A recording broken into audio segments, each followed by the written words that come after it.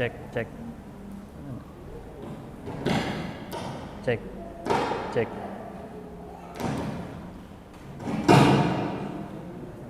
Bisa cek. Tes 1. Assalamualaikum warahmatullahi wabarakatuh.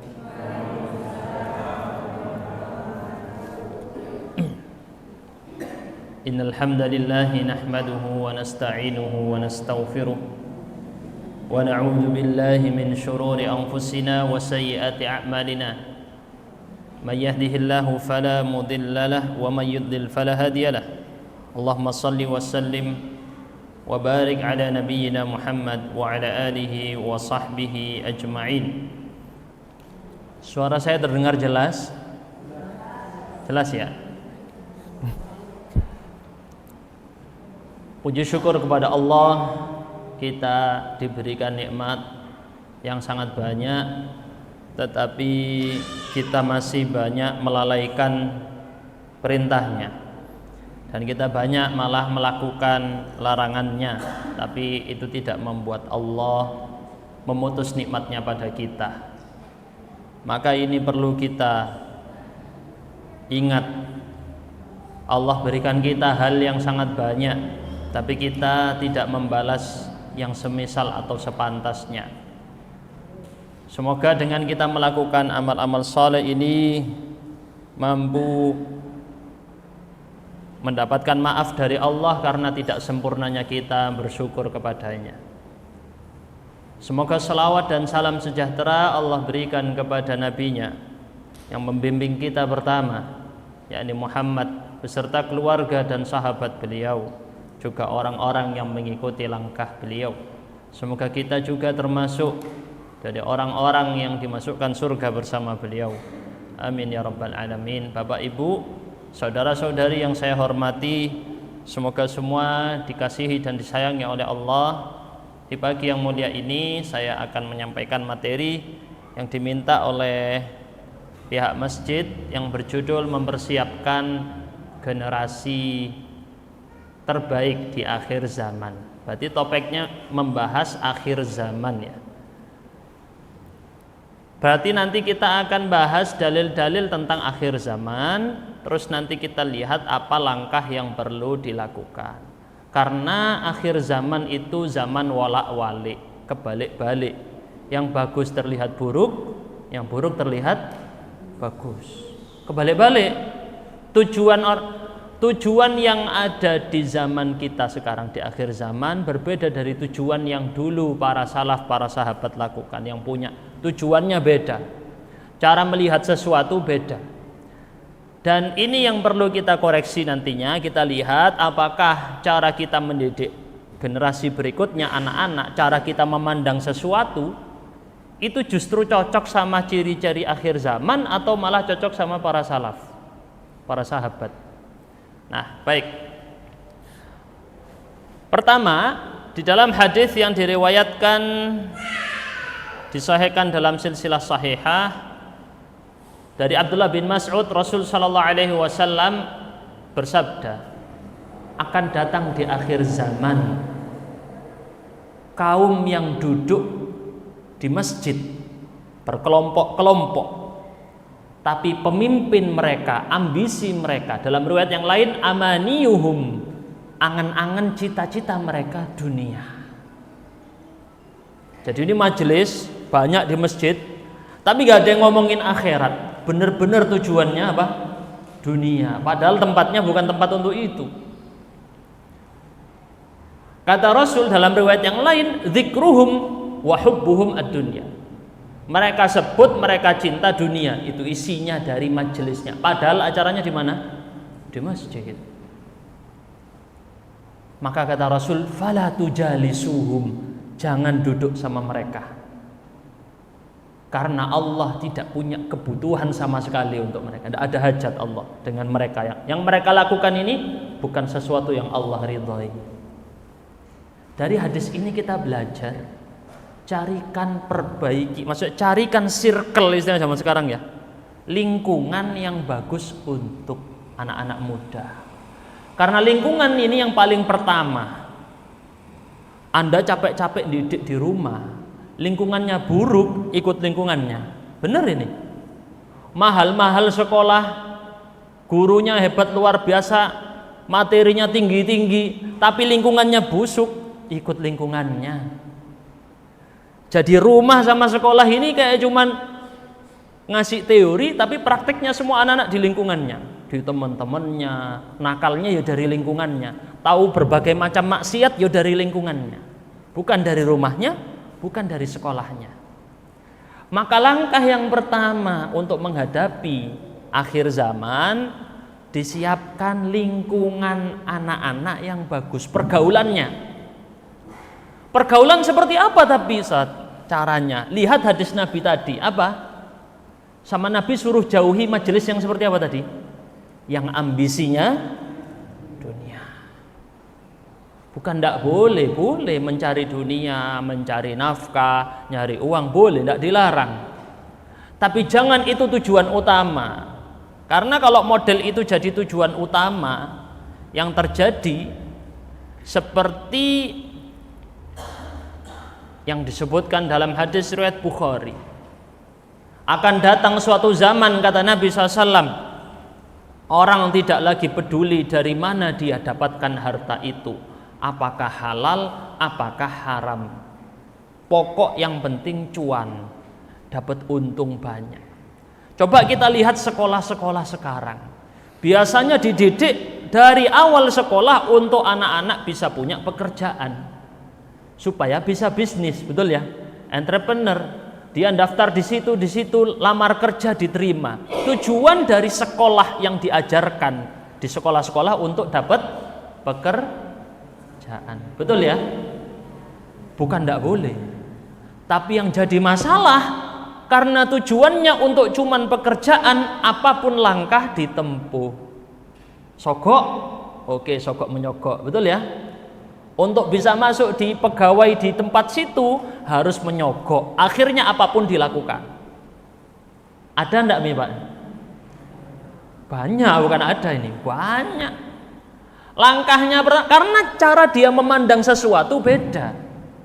Pandangannya adalah dari sekolah dipandang pokoknya dapat pekerjaan. Sedangkan dalam Islam bukan begitu cara melihat. Yang dilihat dalam Islam, kamu daftar di tempat kerja itu apa? Ada ribanya enggak? Oh ternyata riba. Makan dari uang bunga. Orang utang terus nambah bayar lebih. Oh makan dari kayak gitu, riba. Oh ternyata kerjanya ini terhubung sama hal-hal yang haram. Jual barang-barang yang membahayakan kesehatan misalnya. Jadi dia enggak peduli tuh, pokoknya saya dapat uang. Pokoknya dapat uang. Ini yang tadi ditegur sama Nabi SAW, dia nggak peduli, mau itu halal, mau itu haram, pokok terobos. Padahal kata Rasul apa? Setiap daging yang tumbuh dari harta haram, maka tempatnya yang paling tepat di mana? Di neraka. Nggak bisa dia masuk surga. Ini dagingnya dulu tumbuh dari harta haram, dibersihkan dulu di neraka. Sampai selesai, baru masuk surga. Karena dia cara berpikirnya dari awal pokoknya cuan, pokoknya kerja. Oh ikut-ikutan, itu ikut buat konten di situ, iklan-iklannya ternyata maksiat, menampilkan aurat-aurat, memancing orang pada syahwat. Ada seperti ini banyak. Pokok kalau buat konten di medsos itu dapat iklan, nanti kamu dibayar pakai dolar. Ternyata dicek iklannya judi online, iklannya juga isinya maksiat syahwat. Orang tidak peduli, pokoknya dapat banyak. Padahal Rasulullah SAW menekankan dicek dulu sih, itu halal apa haram. Maka berkah dicari sebelum banyak, cari berkahnya sebelum banyaknya. Ini langkah yang kedua. Anak-anak ditanamkan. Kalau tadi yang pertama, langkah pertama, circle-nya, tempat lingkungannya dibersihkan dari orang-orang yang ambisinya cuma dunia. Aku pengen anak-anakku gabung sama anak-anak ini loh, ambisinya bukan dunia. Habis itu setelah itu diajarkan, ndak usah kejar yang banyak-banyak dulu. Dilihat berkah ndak, berkah lanjut. Tidak berkah jangan dilanjut, itu haram itu. Minimal syubhat. Syubhat itu apa Pak? Gak jelas. Ini halal apa ini haram? Kalau sekarang kira-kira digasak apa enggak itu? Ambil juga, enggak sudah apa-apa, pokoknya cuan. In this economy, kata anak muda. Loh, ekonominya kayak gini, harga dolar naik, pokoknya dapat uang, pokoknya makan. Padahal kita dihisab yang paling berat adalah dari mana kamu dapat.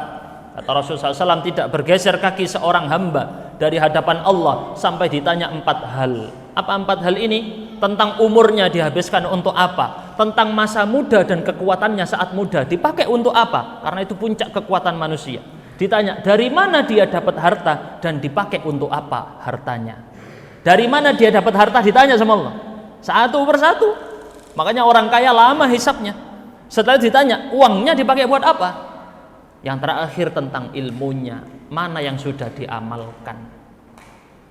Nah, kurikulum seperti ini, kurikulum yang tadi kita sebut ya, menjawab pertanyaan di alam akhirat, itu tidak diajarkan di sekolah, jarang. Anak-anak ditanamkan pokoknya dia lulus dari sekolah nilainya bagus. Kalau nilainya bagus diterima di mana? Di kampus favorit, ya kan ya? Kalau di kampus favorit lulus dari situ dijamin kerja. Cara berpandangnya sudah beda. Saya ulangi lagi Pak ya. Di sekolah-sekolah, silakan disurvei sekolah apapun, anak-anak di situ tanamannya cuma satu, dia lulus dari situ ngejar apa? Nilai. Jadi karena ngejarnya nilai, cara apapun dihalalkan. Nyontek nggak apa-apa, jawab pakai AI, sekarang pakai AI Pak, di foto nggak apa-apa, pokoknya apapun dihalalkan. Dari situ Pak, itu nilainya bagus, tapi nilainya di akhirat bagus apa jelek? Jelek. Nah, yang diajarkan di sekolah-sekolah, di rumah-rumah, kalau anaknya nilainya jelek diapain? Dipuja apa dimarahi? Dimarahi. Tapi kalau anaknya nyontek, tidak dipertanyakan, kamu nyontek apa enggak? Tidak ada didikan itu. Kamu belajarnya seperti apa? Dia nggak menanya prosesnya, padahal itu yang lebih penting. Nah, ini tadi saya sudah bilang, akhir zaman ini sudah geser. Yang bagus dianggap buruk, yang buruk dianggap bagus. Yang ngelarang temennya nyontek dianggap apa di sekolah? Sok suci, munafik. Aku bingung, yang munafik ini yang mana sebenarnya? Yang nyontek apa yang ngelarang nyontek Bu? Tapi sama teman-temannya dibilang munafik kamu. Kok ngelarang-ngelarang nyontek? Bener ini. Kebalik-balik sudah. Padahal yang nyontek itu yang munafik. Bohong maksudnya, salah satu bentuk munafik secara amal. Nah, ini hati-hati teman-teman ya, Bapak Ibu semuanya. Cara pandang yang salah ini mengubah nanti anak-anak jadinya jadi generasi yang salah.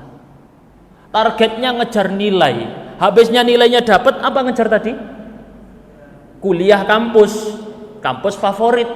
Oh, kalau kampusnya di Kota Malang, di Surabaya, lulus dari situ kerjaan gampang, diterima di mana-mana. Habis itu sudah tidak peduli, pokok perusahaan besar, tidak tahu itu haram, itu halal, pokok kamu dapat gaji, berangkat nak.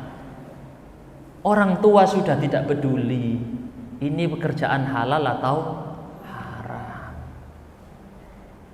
Bagi dia lebih mulia kerja di tempat-tempat mewah itu padahal itu haram, lebih mulia bagi dia dibanding jualan cilok, mohon maaf ya, jual cilok, ngojek online yang dipandang rendah di masyarakat. Tapi ojek online kira-kira halal apa haram itu? Halal semua, bener dia kerja jeripayah yang antar orang. Tidak ada harta haram sih. Jual cilok halal apa haram? Halal alhamdulillah, asal bukan cilok daging tikus. Nah, tikus haram. Alhamdulillah halal. Jadi itu tidak ditanamkan. Akhirnya dipandang, oh kalau jadi jual cilok berarti gagal, nggak sukses. Oh kalau jadi ojek online berarti gagal, nggak sukses. Enggak, siapa yang ngajarkan seperti itu? Nah, ini tanaman seperti ini kurang ada di sekolah-sekolah. Kurikulumnya tidak seperti itu. Bahkan saya yang juga miris, Ada sekolah ngelapor ke saya di sebuah tempat lah di Jawa Timur. Orang tuanya pada khawatir anaknya besok kerja jadi apa. Soalnya di sekolah ini cuma ngafal Quran. Khawatir. Kerjanya nanti apa, khawatir. Padahal Allah yang jamin rezekinya dia.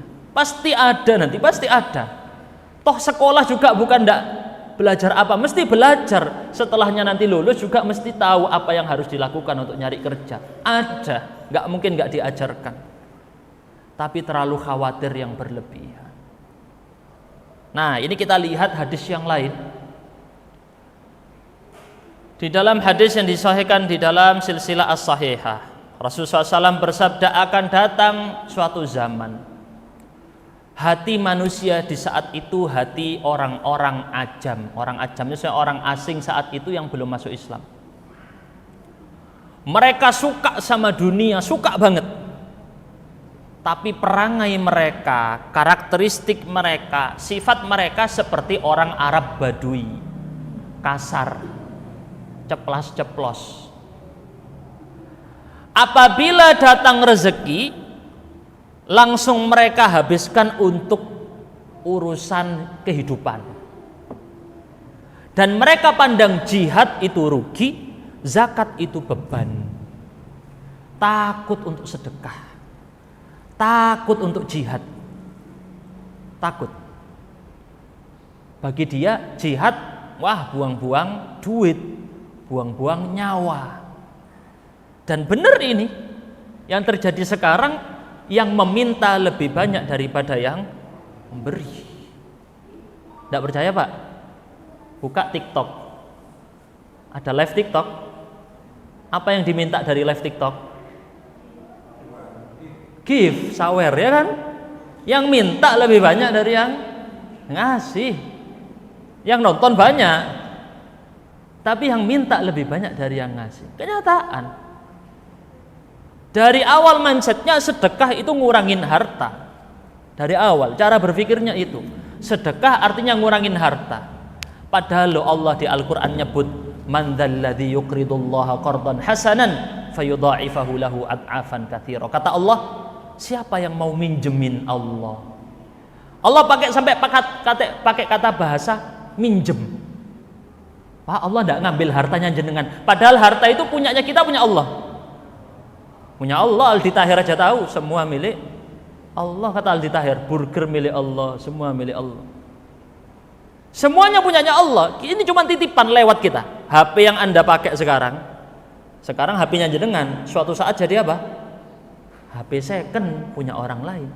Rumah yang Anda pakai sekarang punya Anda. Ketika Anda meninggal, suatu saat jadi rumah siapa? Rumah orang lain. Mobil yang Anda pakai sekarang masih punya Anda. Suatu saat Anda tinggalkan, Anda meninggal, mobilnya jadi apa? Jadi mobil second. Apa yang sebenarnya kita bawa bukan yang kita pakai sekarang. Makanya Allah menggunakan kata-kata, siapa yang mau minjemin Allah. Saking pelitnya manusia, Allah pakai kata, ayo siapa yang mau pinjemin. Kalau minjem dibalikkan atau enggak Pak? Kalau sama manusia biasanya sulit baliknya ya. Pinjam 100 enggak balik-balik. Sama Allah dijamin pasti dibalikkan berkali-kali lipat. Saking orang ini pelit, manusia pelit, Allah enggak pakai kata aku minta. Allah pakai kata apa? Aku pinjam. Tak balikkan, percaya wes. Saya balikkan pasti, kata Allah. Cuman belum sekarang dikembalikannya. Ini loh yang enggak ditanamkan. Ditanamkan di kepala anak-anak sejak kecil. Apa yang ditanamkan? Yang ditanamkan apa? Untuk masalah uang ini, nabung apa sedekah? Nabung. Pas sudah dewasa, investasi saham atau sedekah yang ditanamkan? Investasi, saham, emas, tanah, rumah, itu yang disimpan. Disimpan sampai banyak. Padahal kalau meninggal semua jadi apa? Harta waris. Rebutan orang Pak. Keluarganya Anda orang kaya, itu ditunggu-tunggu Anda meninggal sama ahli warisnya. Benar. Dalam hati, kapan bapakku meninggal ini? Utangnya banyak sudah ini anaknya. Punya judi online lagi, pengen cepat-cepat bapaknya meninggal. Demi apa? Bayar judi online-nya. Karena memang kenyataannya seperti itu. Harta yang kita bawa itu besok jadi harta orang lain. Yang benar-benar barengin kita harta apa? Yang kita sedekahkan di jalan Allah. Nemenin di mana? Di alam barzakh. Itu pensiunnya, Pak. Jangan mikirin pensiun tiap. Di sini ada yang pegawai ya. Kalau pegawai biasanya dipotong nggak tiap bulan dari gajinya untuk pensiun? Dipotong ya. Berapa potongannya, Bu? 5%. Dipotong tiap apa? Tiap bulan. Buat apa pensiun nanti? Pensiun umur berapa sekarang pensiun? Hah? 58 sudah mau meninggal berarti pensiun. Meninggalnya orang kata Nabi umur berapa? Antara 60 sampai 70. Kalau lewat dari itu bonus. Yang hidup di lewat umur 70 dapat usia bonus. Rata-rata meninggal 60 70. Kata Nabi ini. Lah kalau pensiunnya 58 lah sudah karek. Tinggal sisa-sisa itu ya, Pak ya. Sudah waktunya mau meninggal cepet-cepet. Yang pensiun. Padahal pensiun yang sebenarnya di mana? Di alam barzakh. Apa harta yang kita siapkan ngirimin kita setiap kita nanti di alam barzakh tiap hari? Kok kita cuman mikirin besok aku kalau pensiun tinggal di rumah situ tiap bulan dapat sekian dari pesangonnya sekian. Itu cuman yang dipikirin. Pendek pikirannya.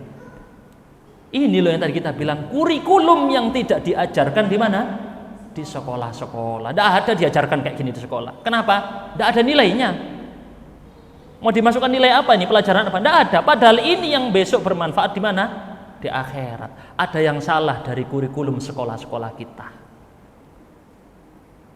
Yang penting nggak diajarkan, yang diajarkan malah menjerumuskan pada yang haram. Benar ini Pak? Memang sudah walak-waliknya zaman. Baik, kita lihat lagi hadis Nabi yang lain tentang akhir zaman lagi ya. Hadisnya juga disahihkan di silsilah shahihah. Ada dua hal yang bertabrakan di hadis ini. Kata Nabi, di hadapan hari kiamat ada taslimul khassah. Orang mengucapkan salam pada orang-orang tertentu. Kalau boloku, kenalanku, aku salam dia. Tidak kenal, tidak salam. Padahal sama-sama muslim. Ini ciri-ciri satu ya. Kedua, fusyuwat tijarah. Perdagangan tersebar di mana-mana. Sekarang sampai di mana perdagangannya, Pak? Online loh, betul online. Dibawa setiap HP ada dagangnya. Shopee, ada aplikasi Shopee, rata-rata ada. Tokopedia, rata-rata ada. Minimal jual beli di WhatsApp, Facebook ada. Tersebarnya perdagangan dengan sesuatu yang nggak bisa dibayangkan di masa lalu. Anda bisa beli dimanapun Anda ada. Di dalam toilet bisa pesan beli? Bisa. Dimanapun Anda bisa pesan beli. Sebelum tidur di wishlist dulu, wishlist. Nggak dibeli-beli ya. Ibu-ibu biasanya wishlist. Tahu wishlist apa ya? Simpen keranjang. Nggak dibeli-beli. Perdagangan tersebar luar biasa di masa ini. Sampai-sampai perempuan membantu suaminya untuk dagang. Bukan nggak boleh ya, boleh. Tapi di masa Rasul itu aneh. Di masa para sahabat aneh. Karena tugasnya perempuan mayoritas apa? Merawat anak, mendidik anak, menyiapkan makanan, mengurus urusan rumah tangga. Rata-rata perempuan begitu di masa Rasul. Aneh loh, kok ada perempuan bantu ngurus dagang? Ada tapi jarang. Ketika ini banyak. Waqatil arham, tapi itu semua membuat rahim diputus. Apa rahim diputus? Apa maksudnya rahim diputus? Kerabat sudah nggak saling sapa. Pernah ketemu orang pinggir jalan, pengemis, nggak punya tempat tinggal, nggak ada makanan. Pernah nemu ya ibu-ibu ya, bapak ya? Mosok kayak gitu nggak punya keluarga? Keluarganya kemana? Ninggalkan dia. Saya punya sebagian embah, tapi dari jalur yang jauh. Tidak ada keluarga yang mengunjungi. Hari raya pun tidak nelpon. Ditinggal, benar-benar tinggal sendirian. Banyak seperti ini. Apa yang mau diceritakan di hadis Rasul ini? Ada ketimpangan, Bu. Kemajuan peradaban manusia dengan tersebarnya perdagangan tadi makin maju ya. Sampai perempuan bantu suaminya, tidak apa-apa, bukan dilarang, boleh perempuan bantu suaminya bekerja, boleh. Apa asalkan kewajibannya tidak ditinggalkan. Ngurus anak jangan ditinggalkan. Melayani suami jangan ditinggalkan. Urusan rumah tangga jangan ditinggalkan. Itu yang wajib, kerja tidak wajib. Jangan yang wajib ditinggalkan mengejar yang tidak wajib. Karena besok yang ditanya di hari kiamat yang mana? Yang wajib. Nah, barusan kita lihat perdagangan maju. Ini perdagangan maju nih, peradaban maju. Teknologi sekarang istilahnya modern. Apa-apa cepat, apa-apa mudah. Tapi itu justru membuat orang memutus kerabatnya. Timpang ya Pak ya? Kemajuan teknologi, kemajuan materi justru merusak moral. Akhlaknya malah rusak. Harusnya kan seimbang ini, makin naik, makin bagus. Enggak yang terjadi. Materinya makin maju, moralnya makin mundur. Sampai Rasul menyebut banyak persaksian palsu. Pokok sekarang asal bayar pengacara menang di pengadilan. Betul. Saksinya palsu banyak, bisa bayar orang. Buzzer apalagi. Terus wadhuhural qalam. Kata Rasul, di saat itu tersebar pulpen. Sekarang bukan cuma pulpen ya. Nulis pakai HP, walaupun tidak ada pulpennya bisa. Karena di masa Rasul saat itu orang jarang bisa baca dan tulis. Nulis pun di atas batu dipahat. Kertas masih jarang. Orang tidak bisa baca. Di masanya Rasulullah. Di masa sekarang bisa Pak baca. Di mana-mana jarang ada orang nggak bisa baca ya. Tapi semakin tersebarnya ilmu, tersebarnya istilahnya teknologi, bikin orang bisa nulis baca, malah moralnya hancur. Malah akhlaknya semakin rusak. Akhlak pada orang tua kacau. Orang tua juga tidak ngurusin anaknya lagi. Teman-teman pergaulan rusak. Padahal peradabannya makin maju. Ciri-ciri apa ini? Akhir zaman. Tidak seimbang. Gimana terus langkahnya? Nah, kita akan bahas di sini.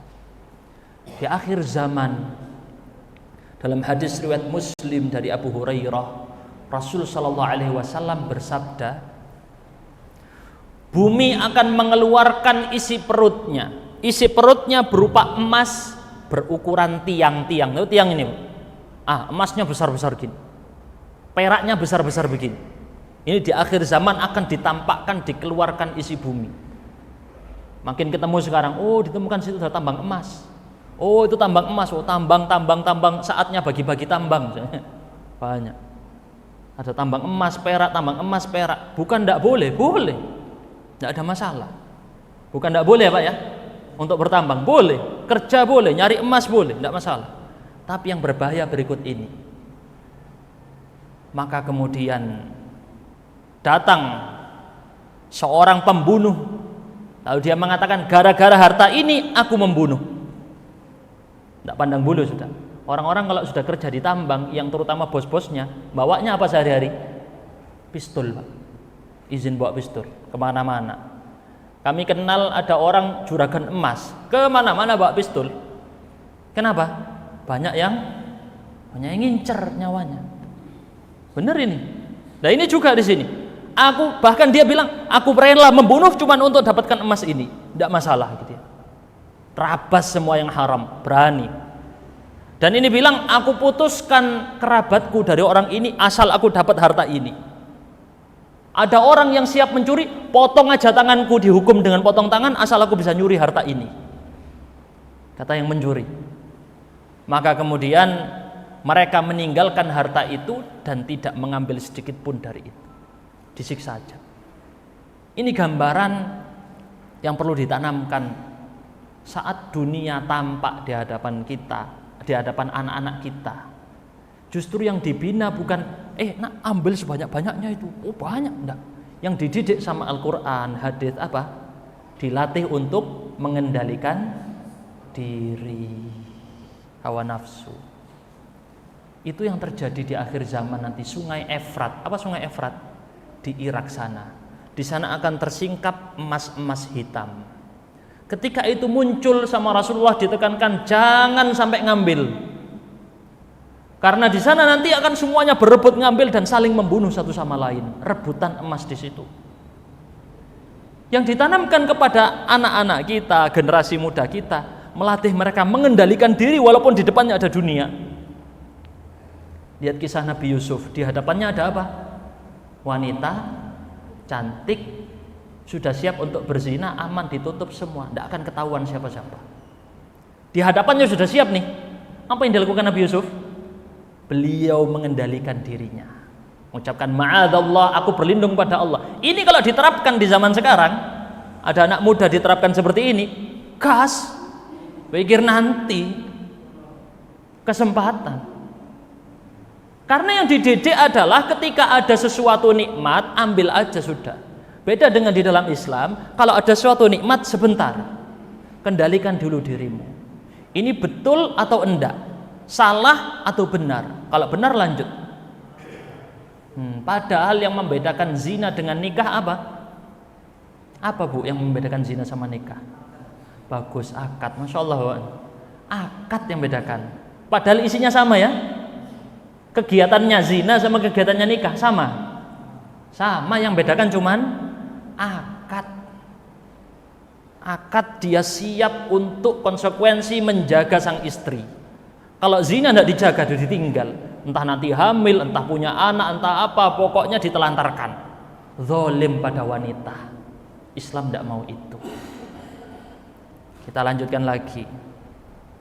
Bahkan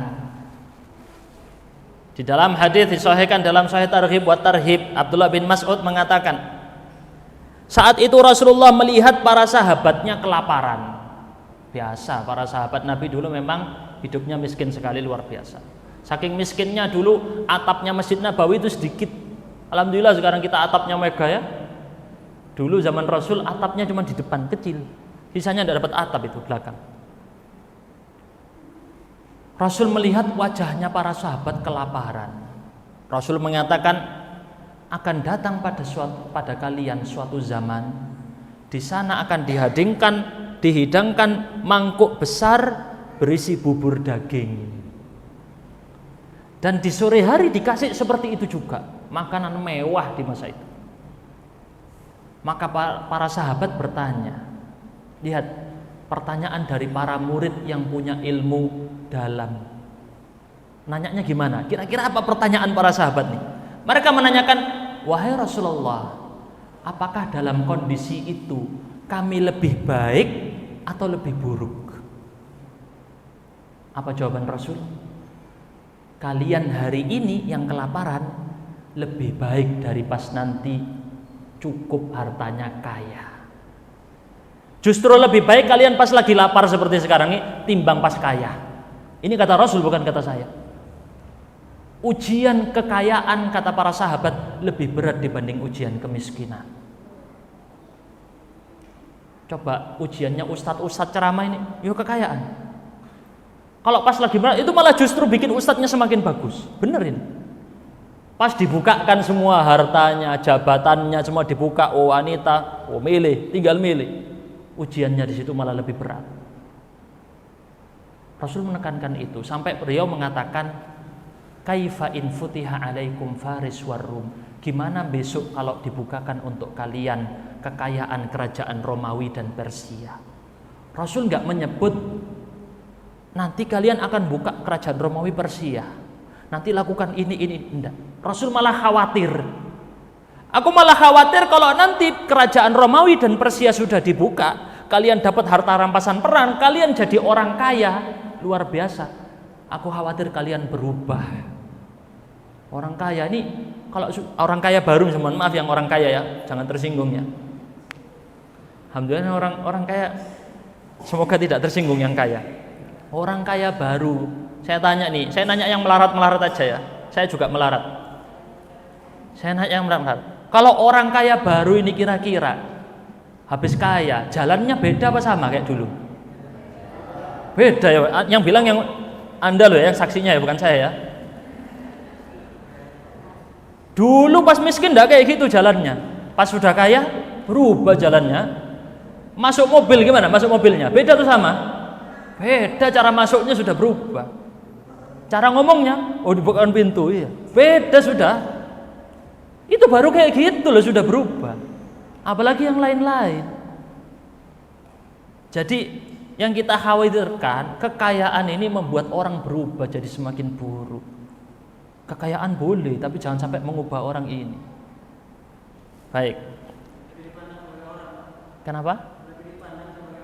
Iya, lebih dipandang sebagai kalau kaya ya, karena mau diutangi, nempel semua pengen ngutang. Baik. Di zaman ini juga zaman di mana pemerintah zalim banyak berkuasa. Maka langkah yang dilakukan adalah sabar. Perintahnya Nabi ini ya. Coba kita lihat. Saat itu Anas bin Malik, sahabat Nabi yang hidupnya termasuk paling lama, dilaporkan oleh orang-orang di masa itu. Jadi para sahabat sudah banyak meninggal. Anas bin Malik sahabat Nabi terakhir hidup.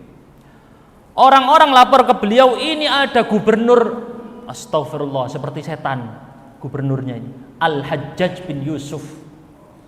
Abad ke-1 Hijriah, tahun 90-an dia meninggal. Al-Hajjaj ini kejamnya luar biasa, membunuh, di dalam riwayat-riwayat sejarah membunuh puluhan ribu orang. Ada pemimpin separah ini sekarang? Tidak sampai puluhan ribu ya, mungkin ada di negara-negara itu ya, tahu ya, di Palestina di mana parah mereka, pembunuhannya sampai puluhan ribu. Itu yang dibunuh bukan negara lain, rakyatnya sendiri dia bunuh, puluhan ribu. Para ulama di penjara, imam-imam ulama besar ada yang dibunuh. Kejam luar biasa. Al-Hajjaj bin Yusuf. Apa pesannya Anas bin Malik, sahabat yang terakhir-terakhir hidup? Umurnya panjang Anas bin Malik, anaknya lebih dari 100, kalau nggak salah hampir 100. Anas bin Malik dulu saat bersama Nabi menjadi pembantunya Nabi 10 tahun. Anas bin Malik mengatakan, isbiru, sabar, karena tidaklah datang zaman kecuali yang setelahnya akan lebih buruk dari yang sebelumnya. Kaedahnya gitu ya kata Rasul ya.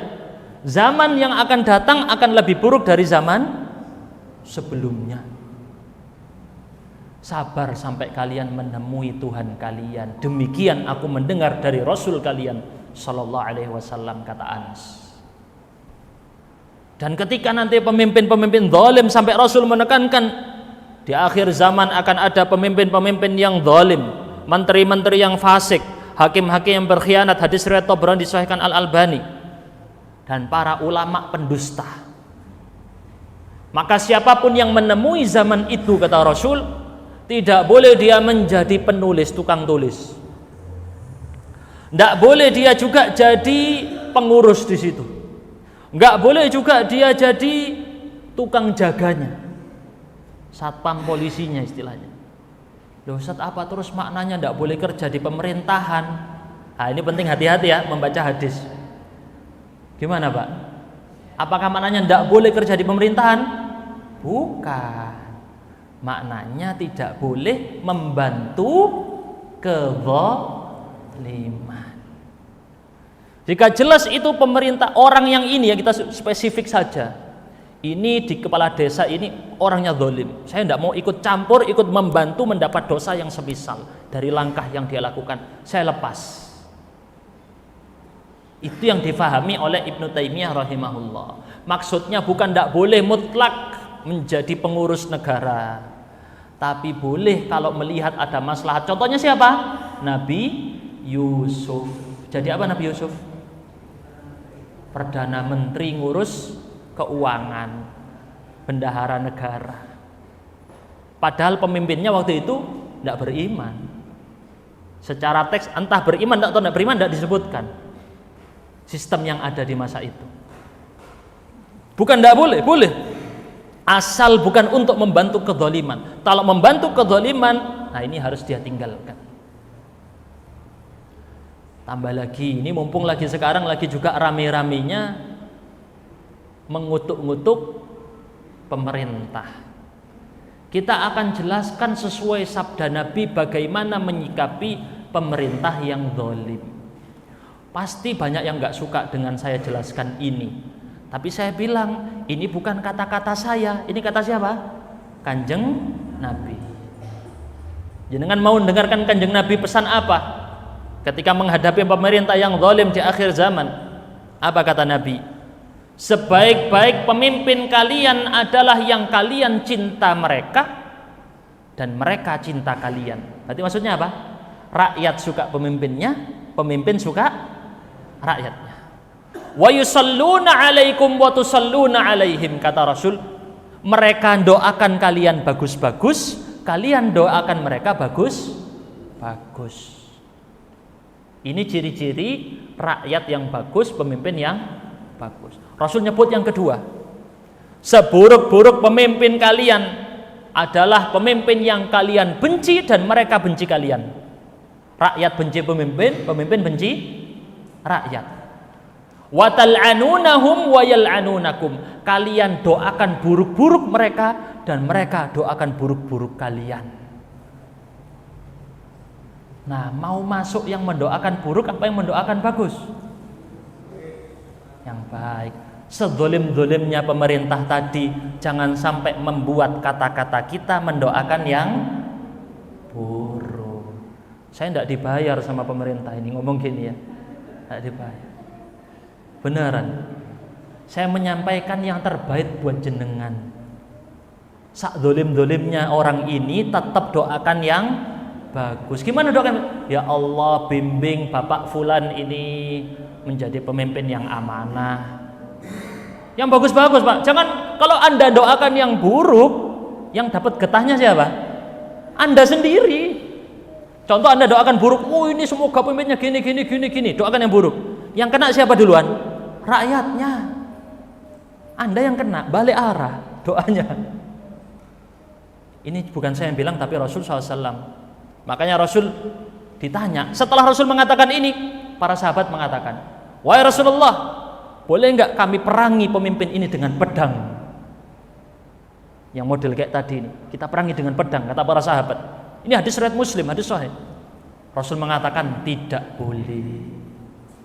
Selama mereka menegakkan sholat, maka tidak boleh memberontak, melengsarkan, tidak boleh.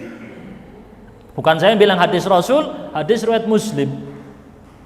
Kalau kalian melihat sesuatu yang kalian benci dari pemimpin ini, maka bencilah amalnya. Fakrahu amalahu wala tanzi'u yadan min ta'ah. Tapi jangan lepaskan tangan dari ketaatan pada pemimpin tadi. Benci aja amalnya. Oh, ini tidak benar, ini kebijakan ini tidak bagus, tidak boleh ini. Ini kita benci. Kita kritik misalnya dengan cara-cara yang bagus, lembut, dengan langkah-langkah yang disetujui oleh syariat, dikritik, kemudian tidak membuat dia memberontak pada penguasa tadi. Ini langkah apa ini? Langkah di akhir zaman. Kok berat Ustadz ya?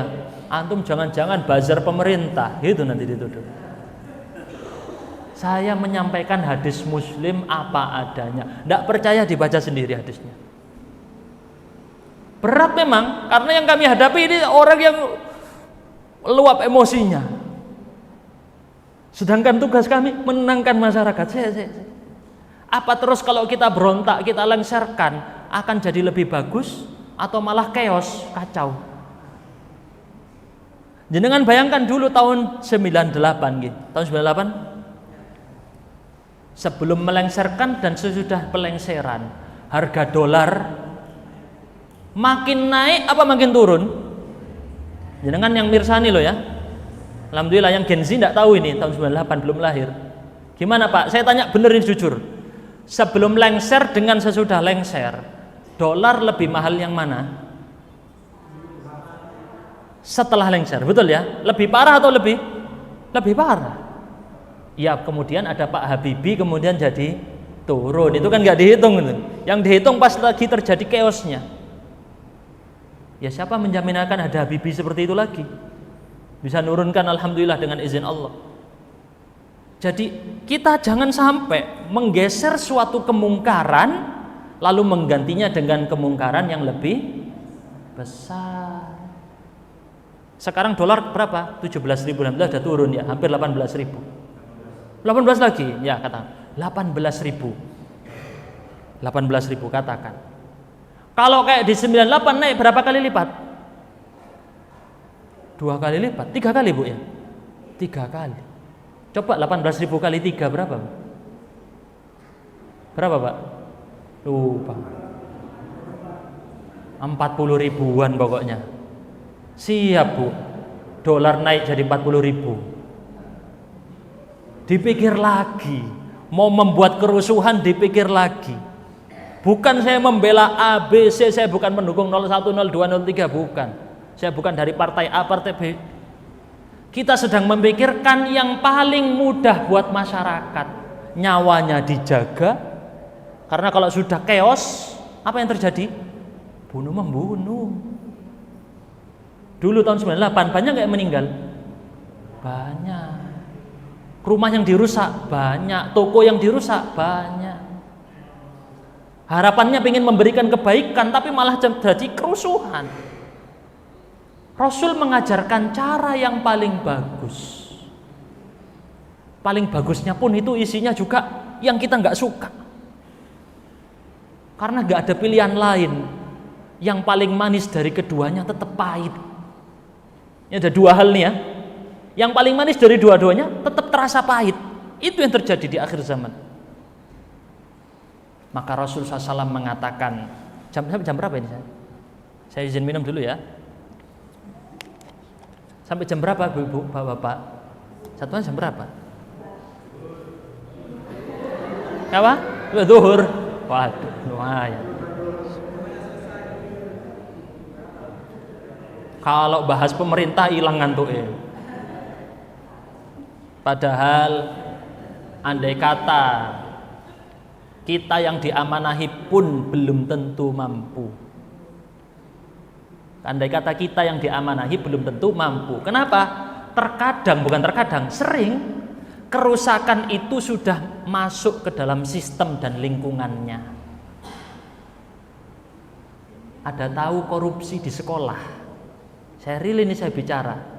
Di sekolah-sekolah ada tindak korupsi. Korupsinya model yang kecil. Apa korupsinya? Markup anggaran. Lo tahu itu? Anggaran harusnya kapur sekian diangkat, dinaikkan. Yang ngetik sekretarisnya pura-pura tidak tahu. Pura-pura merem, tidak merem sebenarnya ngetik. Harga 10.000 dibilang 20.000. Habis itu apa yang dilakukan? Setelah semua di markup anggaran, dana masuk, cek, apa yang dilakukan? Dibagi-bagi, dibungkam semuanya. Nggak usah kondo-kondo, bagianmu. Itu loh baru di sekolah, pendidiknya seperti itu. Nggak bisa ngubah, setia itu dari saya bilang, sudah masuk ke dalam sistemnya, lingkungannya sudah seburuk itu, ada orang yang bagus satu nggak bisa ngangkat, ada satu bagus, negur malah dia yang diserang. Beneran ini. Ada yang cerita ke saya, Ustadz, saya selalu menolak kalau dikasih itu, saya tahu itu uang tidak jelas dari mana, saya tolak. Tak bisa, semuanya Pak di sini nerima, kok cuman Anda yang tidak mau.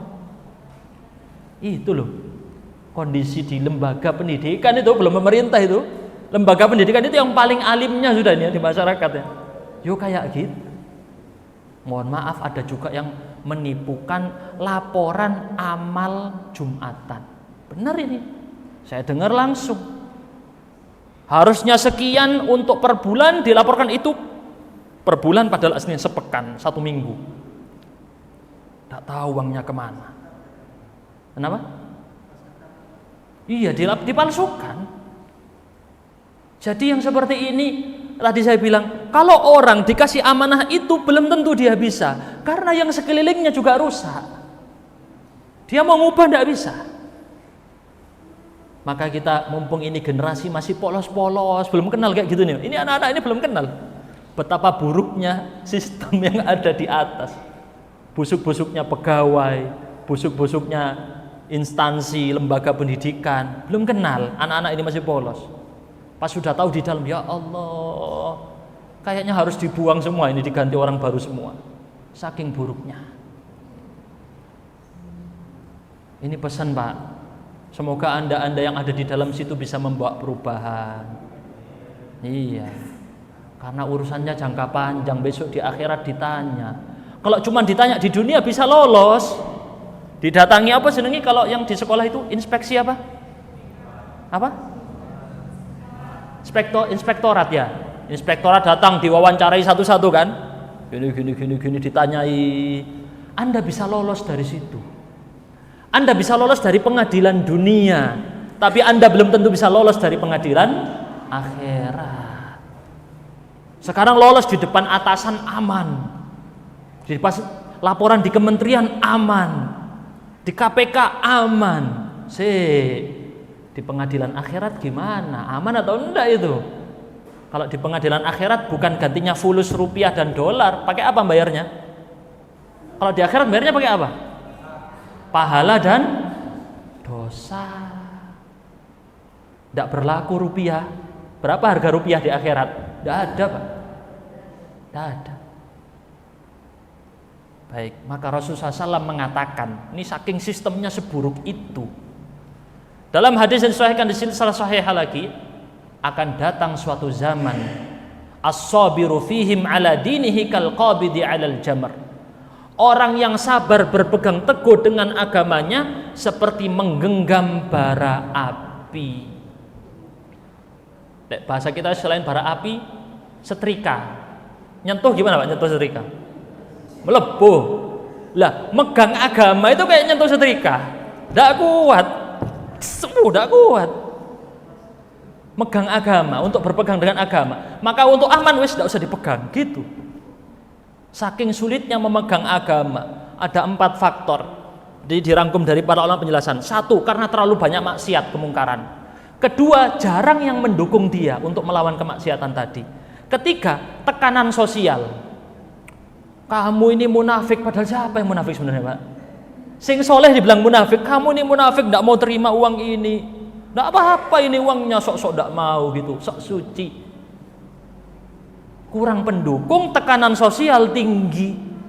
Yang terakhir, banyak syubhat dan syahwat. Syubhatnya apa? Gampang nanti bisa apa? Tobat, wis gampang. Tobat nanti bisa tobat itu. Korupsi 10 miliar, wis 1 miliarnya buat sedekah anak yatim, lumayan ya kan? Kan gitu cara mikirnya. Wis tak sedekah, ini tak korupsi dulu uang 1 juta dari sekolah tak pakai. Nanti yang 100 ribu tak sedekah, lumayan. Mungkin bisa nutupi dosa. Padahal sedekah dari harta curian apa? Diterima apa ditolak? Ditolak. Innallaha thayyibun la yaqbalu illa thayyiban. Allah Maha baik, tidak mau nerima kecuali yang baik. Dan syahwat, kepengin ngejar itu, pokok yang dia cocok ambil. Perasaanku enak iki ambil. Dia mengukur sesuatu bukan dari ukuran Allah dan Rasulnya, ukuran perasaannya. Pokok menurut perasaanku itu enak, ambil sekarang. Pikir pendek, tidak mikir panjang. Maka kata Rasul, orang yang bersabar, berpegang teguh dengan agamanya, dalam hadis riwayat Ibnu Majah, hadisnya sahih, mendapatkan pahala 50 kali orang syahid di antara kalian. Saking sulitnya berpegang dengan agama di akhir zaman. Sulit. Paling sulit. Tidak bisa hidup sampai Pak. Mau benar-benar sesuai dengan anjuran cara Nabi hidup, kayaknya tidak bisa hidup sekarang. Sulit, mau ditinggalkan. Maka orang yang berpegang teguh dengan ini dibalas pahala berapa tadi? 50 orang syahid. Janji Nabi ini. Zaman ketika harus orang sabar. Saya tanya, sabar itu pas harga dolar naik apa harga dolar turun? Ada yang konsepnya sabar itu, pokoknya saya sabar Ustaz pas dolar turun. Pas rupiah kuat aku sabar, enak, fulus, enak, sabar. Tepak dolar naik, hilang sabarnya. Ini salahnya orang ini, sabarnya hilang. Sabarnya pilih-pilih musiman ya Pak ya. Musimnya tepat enak, sabar. Tepat tidak enak, hilang sabarnya. Maka di akhir zaman ini sampai-sampai kita diajarkan, sebagian salah maksudnya, berdoa, ya Allah cabutlah nyawaku, apabila ada fitnah ini tersebar, aku takut aku meninggal dalam kondisi terfitnah cobaan itu. Dalam bahasanya biasa dibaca oleh imam saat kunut witir atau doa khotib, Allahumma idza aradta bi 'abdika fitnatan faqbidni ilaika ghaira maftun. Ya Allah, jika engkau menginginkan suatu fitnah cobaan pada hambamu ini, maka cabutlah nyawaku dalam kondisi aku tidak terfitnah dengan cobaan itu. Maksudnya lebih baik meninggal daripada hidup maksiat. Lebih baik dia meninggal dulu.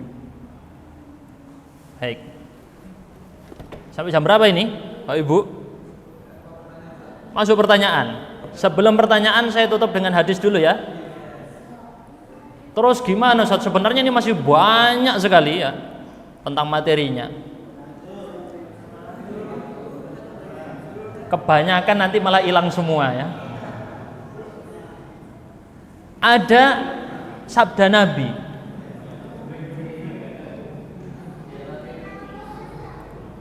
Rasul menyebut maaf, bukan sabda Nabi, ini ucapan Abdullah bin Mas'ud, tapi ada hadis yang semisal. Kalian, kata Abdullah bin Mas'ud, sekarang di zaman banyak ulamanya, faqih, dalam ilmunya banyak, dan sedikit orang yang bisa ceramah. Kalau ilmunya banyak, orang yang berilmu di masanya sahabat Nabi banyak, tapi yang bisa ceramah sedikit. Sedikit yang meminta-minta, banyak yang memberi. Maka di masa kalian sekarang, beramal lebih utama daripada berilmu. Maksudnya memperbanyak amal lebih dianjurkan. Tapi di akhir zaman nanti kebalikannya. Orang yang punya ilmu agama sedikit. Yang banyak apa? Tukang ceramah. Kata-katanya keren, motivasi bikin orang semangat atau tertawa atau menangis, tapi ilmunya sebenarnya tidak ada. Yang ulama-ulama asli mungkin kemampuannya ngomong kurang menarik. Yang ulama asli caranya ngomong tidak menarik, akhirnya orang tidak hadir, tidak belajar di situ. Ini katanya Abdullah bin Mas'ud. Di masa itu lebih banyak orang minta daripada orang beri. Tadi saya bilang di TikTok minta saweran, give, ayo di give gitu ya. Kalau bisa ustadznya ceramah juga, nge-live juga nge-live minta di give. Kalau dikasih enggak apa-apa, tapi ada yang memang menyodorkan diri untuk minta-minta. Di masa itu, kata Abdullah bin Mas'ud, ilmu lebih penting daripada amal. Apa maksudnya kok ilmu lebih penting daripada amal? Saking penyimpangan tersebar luas, syubhat banyak, ulama berkurang, ilmu dibutuhkan untuk menjaga agama. Rasulullah SAW mengatakan, sesungguhnya Allah, ini hadis riwayat Bukhari Muslim, Allah tidak mencabut ilmu, mengangkat ilmu langsung dicabut dari dada-dada para hamba, tetapi mencabut ilmu dengan diwafatkannya siapa? Para ulama. Ini ulama meninggal. Sebenarnya ilmu ada di buku-buku ini, bukunya ada ya, di Google aja ada. Tapi yang diangkat ilmu itu maksudnya diangkat para ulama yang menyampaikan ilmu tadi. Maka ketika tidak tersisa ulama, maka orang-orang akan mengangkat tokoh dari orang-orang yang tidak punya ilmu.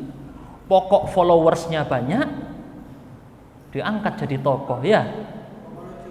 Tidak pokok lucu, diangkat jadi tokoh penceramah, ustadz, kiai, tapi tidak punya ilmu sebenarnya, mengajarkan hal-hal yang tidak bermanfaat. Itu ketika kondisi tidak ada orang alim, akhirnya siapa yang mau diangkat suruh ceramah ya? Oh, itu aja followersnya banyak, terkenal, diambil langsung suruh ceramah. Maka mereka akan ditanyai pertanyaan, lalu mereka berfatwa tanpa ilmu, maka mereka tersesat dan menyesatkan. Kata Rasulullah SAW, hadis riwayat Bukhari Muslim. Itu mungkin ya yang bisa kita sampaikan dulu. Ada pembahasan-pembahasan lain nanti kita bahas jika ada tambahan waktu. Baik, sekarang ada yang mau ditanyakan, silahkan. Ada ibu mau nanya? Ada ibu-ibu mau nanya? Oh, bapak dulu. Oh, satu.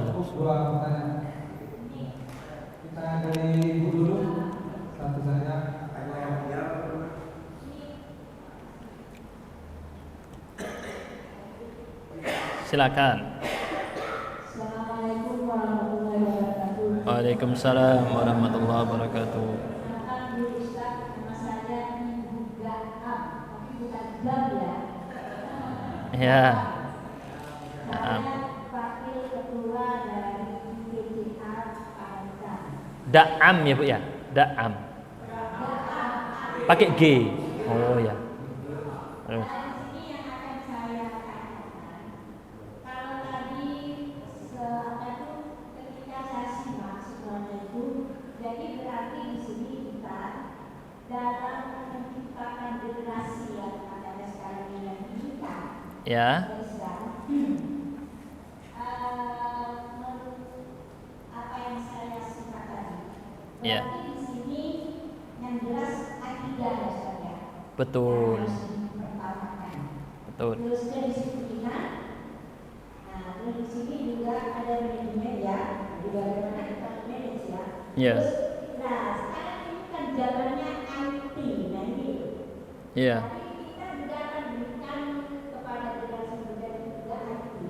Nah sekarang yang saya tanyakan di sini, bagaimana dari apa itu pengaruh itu, karena itu saya juga sepertinya ini apa itu aneh, betul apa itu, ya seperti kita itu memberikan ya aku dari sekian, tapi dengan HP sekarang kita masa ini juga, nah itu kok mereka itu kok lebih cenderungnya apa itu belajarnya dari situ gitu. Nah sekarang bagaimana kita bisa menciptakan generasi yang kita inginkan yang betul-betul Islami dan percaya. Dan itu saja Ustaz. Terima kasih. Assalamualaikum warahmatullahi wabarakatuh. Waalaikumsalam. Saya jawab dulu ya, enggak apa-apa. Biar nggak lupa. Ya. Iya, tentang masalah IT, perkembangan teknologi. Itu yang tadi kita sebut ujian ketika sesuatu itu mudah lebih sulit daripada ketika sulit. Bukan maksudnya? Kemiskinan justru lebih mudah dibanding kekayaan. Itu kata para sahabat. Kekayaan ujiannya lebih sulit daripada kemiskinan. Karena sesuatu yang tampil di depan kita mudah untuk diakses, itu ujiannya lebih berat daripada yang tidak bisa diakses. Seperti tadi HP, justru cobaannya lebih berat ketika ada teknologi secanggih ini. Nah, caranya bagaimana? Fondasinya memang perlu dirapikan dulu. Kadang anak ini fondasi ilmu agamanya belas tidak ada. Maka langkah yang dilakukan bukan awal tidak boleh main HP. Sebenarnya itu boleh juga, silakan dipraktekkan. Diatur jadwalnya main HP, hanya boleh jam sekian sampai jam sekian, tegasi. Tapi yang paling penting, dia nggak punya alasan kenapa aku nggak boleh main HP. Paham ya? Dia akan mempertanyakan, loh kenapa aku nggak boleh? Lah orang tua aku main HP terus. Gimana? Lah itu jenengan yang ngelarang main HP terus. Aku kok nggak boleh? Nah ini yang perlu didekatkan. Kenapa kok nggak boleh? Paham kira-kira Ibu ya? Kenapa kok nggak boleh? Dia harus perlu paham itu. Dan yang tadi kita sebagai orang tua juga menunjukkan bahwa aku juga nggak kecanduan HP. Kita ngomong panjang lebar, kalau kitanya sendiri melakukan, ya sulit diterima. Kitanya sendiri yang kecanduan, nasihatin orang gimana? Maka itu langkah yang paling awal sekali. Agamanya gimana Ustadz terus? Pertama, kita tekankan dengan yang tadi Ibu sudah sebut, yang disebut dengan tauhid. Luqman ketika memberikan pesan pertama kepada anaknya, pesan tauhid. Itu juga pesan yang ditanamkan oleh Nabi Ibrahim, Nabi Yakub saat menjelang wafat, wasiat sebelum meninggal. Apa yang ditanyakan? Bukan, oh itu nanti tanah yang itu gimana? Sebelum meninggal bukan nanya tanah, bukan nanya rumah, bukan nanya uang, enggak. Yang ditanyakan, kalian akan menyembah siapa saat meninggal aku? Bukan nanya kalian besok kerja apa. Nanyakan anaknya bukan itu.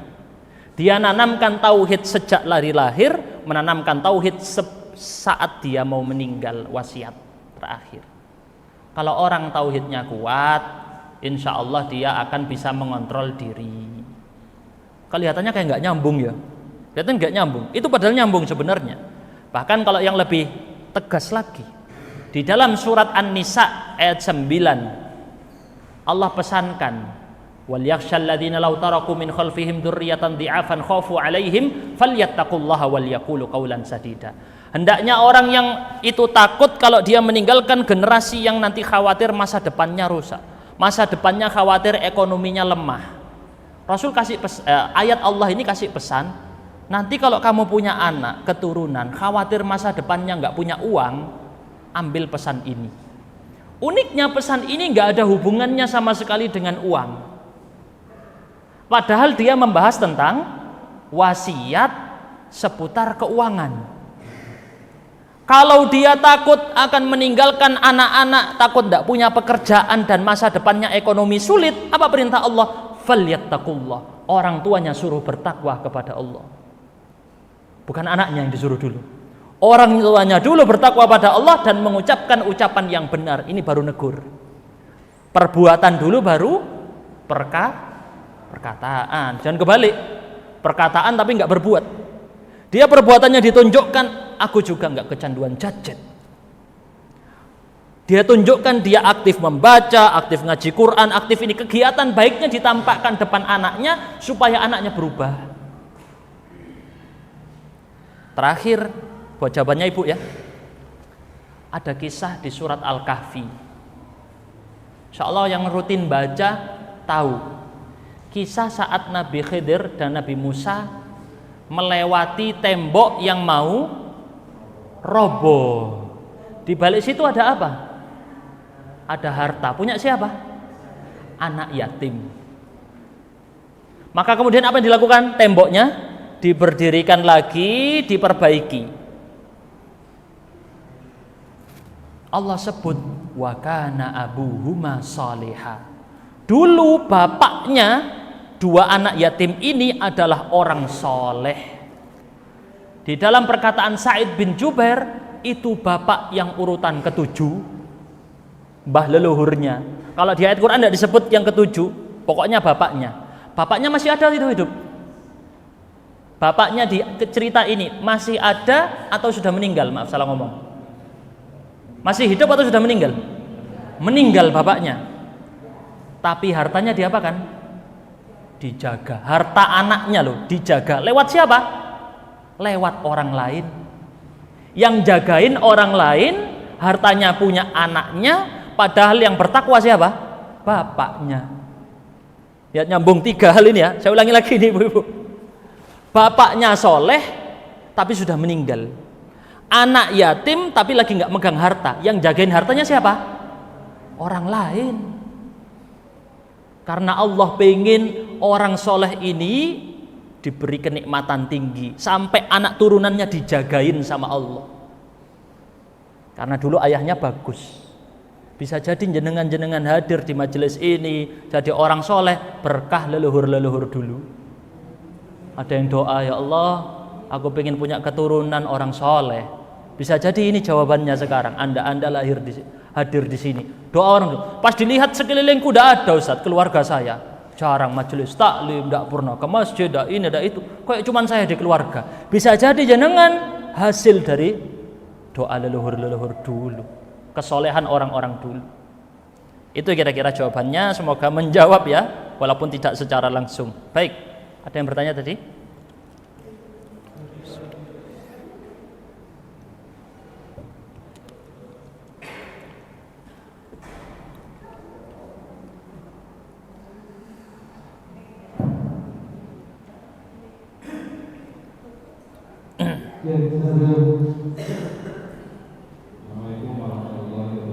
Waalaikumsalam warahmatullahi wabarakatuh.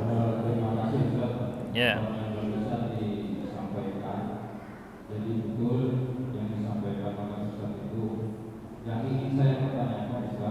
Ya. Cara kita mendidik anak yang terpengaruh kepada lingkungan, terutama awal Ustaz tadi menyampaikan, Ya. akan tetapi lebih utama lingkup daripada keluarga dari rumah. Kalaupun di rumah itu sudah katakan sudah bisa dipertanggungjawabkan, terus di lingkungan juga bisa dipertanggungjawabkan, hasil itu apa yang diperlukan. Iya. Saya katakan bagaimana kita sebagai orang tua apabila cara mendidik anak, orang tua salah satu tidak kurang membangunkan anak waktu sholat subuh atau sholat yang lain, katakan seperti itu. Apakah tugas itu hanya terbebani daripada salah satu orang tua, baik orang tua laki maupun orang tua perempuan? Apakah tugas itu sama-sama diemban oleh orang tua laki dan orang tua perempuan untuk dalam mendidik anak supaya anak kita tidak terpengaruh dengan akhir zaman yang Ustaz sampaikan? Yang kedua, cara orang tua mendidik anak dengan akhlak, dengan akidah, katanya Ustaz tadi itu, katakan sekarang terlalu banyak dari media sosial. Kadang orang tua itu mengambil anaknya, bro, guys, apakah tuntunan dari agama itu diperbolehkan atau memang dilarang untuk dalam orang tua mendidik anak dan anak kepada anak kepada orang tua? Apakah diperbolehkan seperti itu? Apa yang diperbolehkan maksudnya, Pak? Pertanyaannya, Ya. kadang kan ada orang tua itu, bro, yes, nah, ini sekarang ini. Oh iya. Padahal anak itu harus taat akhlak kepada orang tua. Iya. Nah, maksudnya seperti itu, Ustaz. Baik. Terima kasih. Assalamualaikum warahmatullahi wabarakatuh. Waalaikumsalam warahmatullahi wabarakatuh. Insyaallah. Pertanyaan pertama tadi tentang membangunkan anak subuh terutama, yang paling sulit itu ya. Terus apakah itu tanggung jawab salah satu saja atau dua-duanya? Sebenarnya kewajiban itu sudah masuk jadi kewajiban pribadi anak tersebut kalau sudah balik. Sedangkan orang-orang di sekitarnya hanya bertugas sebagai amar ma'ruf nahi mungkar. Jelas ya Pak ya? Anda sudah berusaha membangunkan, istri juga sudah berusaha membangunkan, sudah diangkat apa? Tanggungannya. Sudah dilakukan tugasnya. Masih tidak mau bangun, dosa buat anaknya. Sampaikan ketika nanti bangun, sudah dia lewat waktu subuh, disampaikan, kamu tetap wajib sholat subuh walaupun di qadha. Tahu qadha ya Pak ya? Ganti. Tetap wajib dia. Walaupun di luar waktunya tetap wajib mengganti. Itu ditanamkan. Disampaikan saja. Kamu tetap wajib, dan kamu kalau meninggalkan itu kamu termasuk berdosa. Disampaikan dengan ilmu. Terkadang anak-anak ini cuma tahu ini boleh, ini tidak boleh, ini boleh, ini tidak boleh. Tapi kita tidak jelaskan kenapa itu boleh, kenapa itu tidak boleh. Dia kadang belum sampai ke sana Pak, makanya belum tertarik untuk sholat subuh. Jadi kita sebagai orang tua perlu mengilmui apa ya hukuman orang tidak sholat. Dipelajari. Ini nak, kalau tidak sholat itu termasuk begini, begini, begini, begini. Anaknya sudah paham teorinya, insya Allah dia akan lebih berubah. Kayaknya masalahnya dia cuma tahu aku harus sholat, aku tidak boleh kalau tidak sholat. Cuma tahu itu tok, tidak tahu alasannya. Dalilnya apa tidak tahu juga, detailnya tidak tahu. Jelas ya Pak ya untuk jawaban yang pertama ya. Langkahnya kira-kira seperti itu. Yang kedua, di dalam masalah panggilan orang tua sama anak, tidak boleh menggunakan kata-kata yang tidak pantas. Kenapa? Karena semua ini masuk kembali kepada urf, adat istiadat, kebiasaan. Di dalam Al-Quran yang dilarang adalah fala taqul lahuma uffin. Jangan kamu ucapkan pada orang tua kata uff. Apakah yang dilarang cuman uff? Kalau menyebut kata-kata kotor boleh? Gimana? Boleh enggak, Pak? Yang dilarang cuman uff. Maksudnya uff di sini versi paling rendah. Uff ini adalah kata-kata nyakitin hati orang tua. Dalam bahasa Arab maknanya itu. Liddojer dalam bahasa Arab. Tujuannya untuk bisa menyakiti hati orang tua. Maka apapun kata yang bisa membuat orang tua sakit hati dibolehkan atau dilarang? Dilarang. Tadi dikembalikan ke urf, Pak. Kalau orang tuanya manggil anak, tadi kalau sebaliknya yang kita bahas, anaknya manggil ayahnya ya, disesuaikan dengan urfnya. Ayahnya tidak ada masalah dipanggil dengan kata-kata tertentu, tidak menyakiti hatinya, silahkan. Tapi ingat, bukan konsumsi publik. Nanti orang niru. Yang berlaku pada adat keluarga Anda jangan diajarkan ke tempat lain kalau itu bisa menimbulkan kesalahpahaman. Yang kedua, kalau sebaliknya tadi ayah ke anak ya manggilnya ya, orang tua ke anak, sama juga kembali ke masalah urf. Urf itu apa? Urf kebiasaan, diakui dalam Islam kalau tidak ada larangannya, dipakai. Oh, menurut kebiasaan warga situ Bondo, kata-kata ini tidak pantas. Apa istilah kalau tidak pantas kalau di sini, Pak? Kalau di Sunda kan pamali. Nah, itu urf itu pamali. Apa kalau di sini?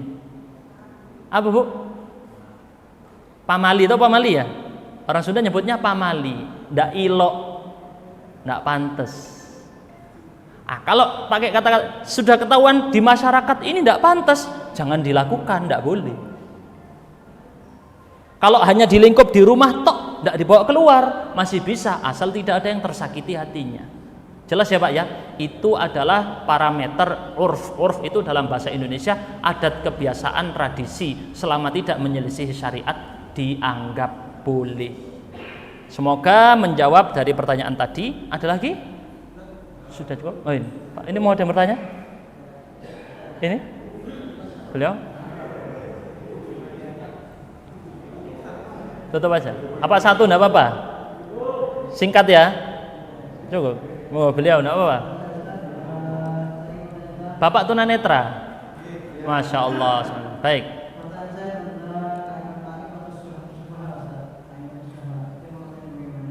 Apa?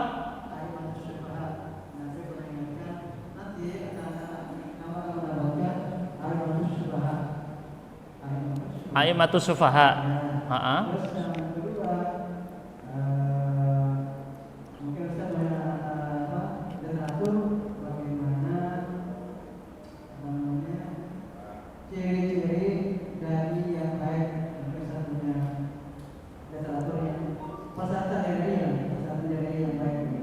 Persyaratan apa?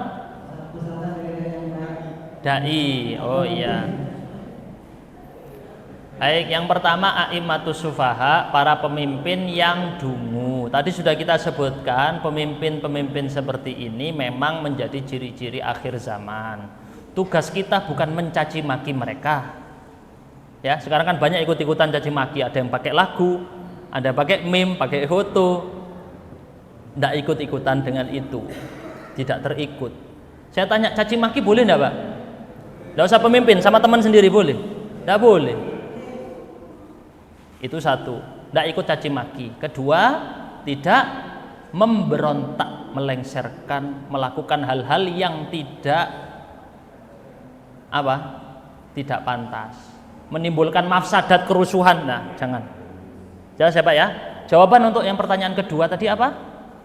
Cara menjadi dai yang bagus. Dai dalam bahasa Arab dakwah. Dakwah artinya mengajak, mengundang. Bahasa Arabnya surat undangan itu dakwah. Saya tanya, kalau ngundang orang tujuannya untuk apa? Apa tujuannya undangan? Supaya orangnya datang hadir. Lah kok ada dakwah bikin orang tidak mau datang ke masjid? Kan tujuannya ngundang orang biar orangnya hadir, ya kan? Tapi ini enggak. Kata-katanya menyakiti hati dan membuat orang tadi tidak mau datang ke masjid. Salah atau benar cara seperti ini? Dakwah itu ngundang. Gimana kalau ngundang, Pak? Dihias surat undangannya ya, bagus, kata-katanya indah. Kita pengen orangnya datang. Ud'u ila sabili rabbika, ajaklah kepada jalan Tuhanmu, bukan jalan pada fanatisme kelompok, bukan jalan pada orang fulan dan fulan. Jalan kepada Allah, itu cara menjadi dai yang baik ya Pak ya. Semoga terjawab dari pertanyaannya. Akhirul kalam, kita memohon kepada Allah agar Allah kuatkan hati kita menghadapi cobaan-cobaan yang ada di dunia ini. Semoga Allah jadikan kita orang-orang yang berpegang teguh dengan ajarannya. Amin. Jadikan kita orang-orang yang mampu menghadapi cobaan akhir zaman. Jadikan anak keturunan kita orang-orang yang menegakkan sholat. Jadikan anak keturunan kita sebagai orang-orang yang menjalankan ajaran agama ini dengan benar. Ya Allah ya Rabbal Alamin, kokohkan hati kami di atas agamamu. Palingkan kami ke dalam jalan yang benar saat kami terperosok jatuh ke dalam jalan yang salah. Ya Allah, tsabbit qulubana ala dinik, teguhkan hati kami di atas agamamu, wahai zat yang maha pembolak-balik hati. Ya Allah, tutuplah amal kami dengan amal yang soleh, tutuplah kami dengan husnul khatimah. Mampukan kami untuk melakukan ketaatan demi ketaatan sampai Engkau mencabut nyawa kami dalam kondisi Engkau ridha pada kami. Saat kami salah ya Allah, tegur kami dan kembalikan kami kepada jalan yang benar. Kembalikan kami kepada jalan yang Engkau ridhai, bukan jalan yang Engkau murkai. Pertemukan kami nanti di surga, kembali dengan keluarga kami dalam kondisi saling ridha, bukan saling menuntut balas kezaliman. Ya Allah, berikan kami kesempatan untuk bertaubat sebelum ajal menjemput kami. Rabbana atina fid dunya hasanah wa fil akhirati hasanah wa qina adzabannar. Subhana rabbika rabbil izzati amma yasifun wa salamun alal mursalin walhamdulillahi rabbil alamin. Assalamualaikum warahmatullahi wabarakatuh.